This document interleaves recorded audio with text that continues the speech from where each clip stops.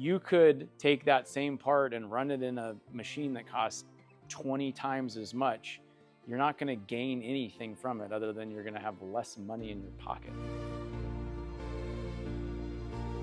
This project is basically we're making this rail, the structural corner to an electronics cabinet. This piece right here starts off as nothing but a blank piece of square stock, and this comes out of it. We mill them in 4 stages, 4 operations. It goes from this to this. We have 2 setups. One's in the machine. We load our blanks in. Once that is done, we switch it over and so on until it gets down to the finished product. You know, you could come up with a way to hold one of these in the CNC machine to do all these features, and you'd have, you know, various ops and different work holding to hold it. What we ended up doing was we use these subplates. We can put 3 of them on it at a time.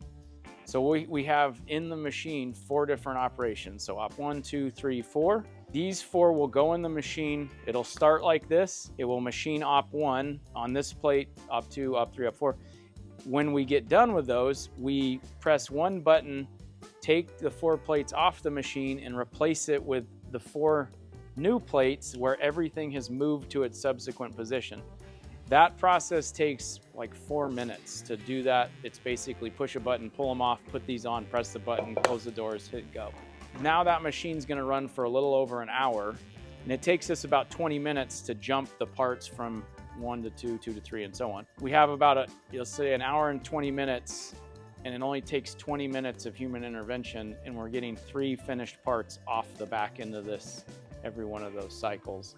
And that allows that person to go, you know, they could float onto other machines for the balance of that hour that they have freed up by running the project in this method. These work holdings will keep all the positions for every operation. So you're just unloading and then loading.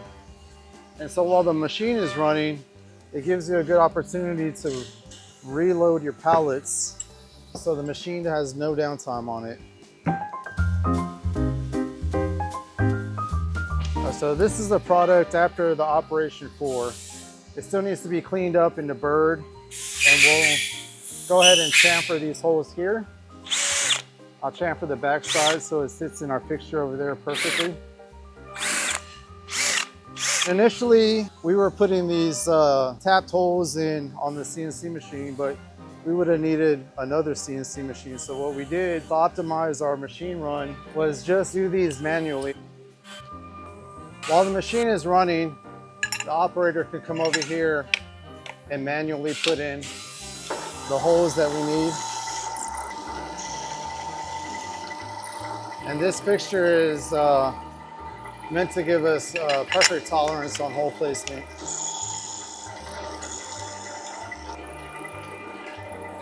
And just flip it over.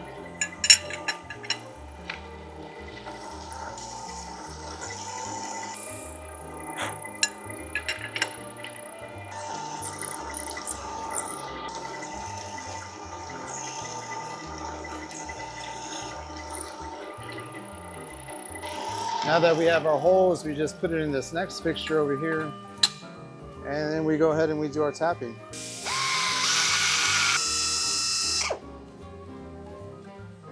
We have a thread checker.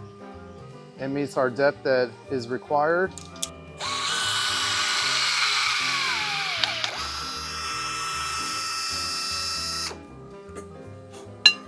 Flip it over in our fixture. And after that, we just clean it up, deburr it a little bit.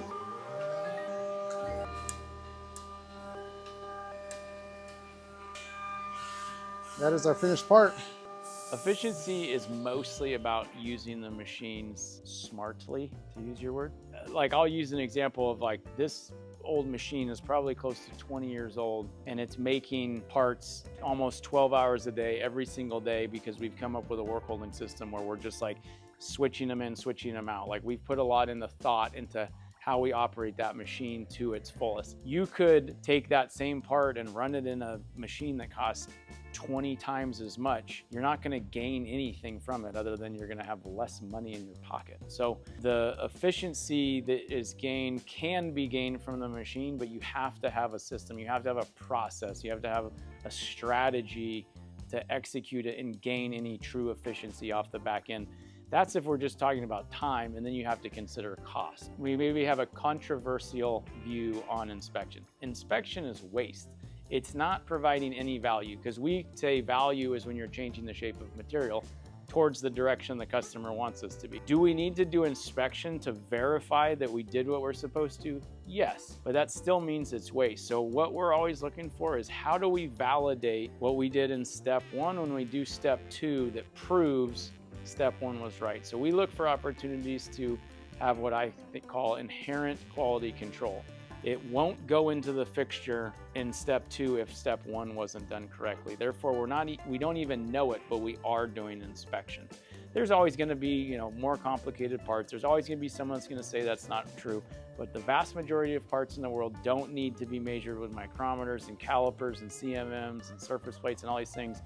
You just need to develop a system that's validating it along the way to make sure you are in fact getting what the customer's asking to do without having to stop and inspect it as a secondary operation.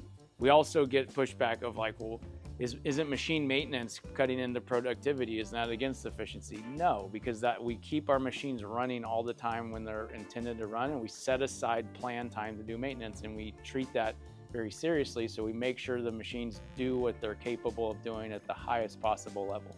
And then the third one we get a lot of pushback on is, do you want improvements around the shop, or do you want productivity? And my answer is always yes. I want both, because the time we stop today to make a little tiny improvement in the business will, without a doubt, cut into our productivity today, but it will pay off for every day into the future. So it's kind of like that silly thing, like, when's the best time to plant a tree? Like 20 years ago or today?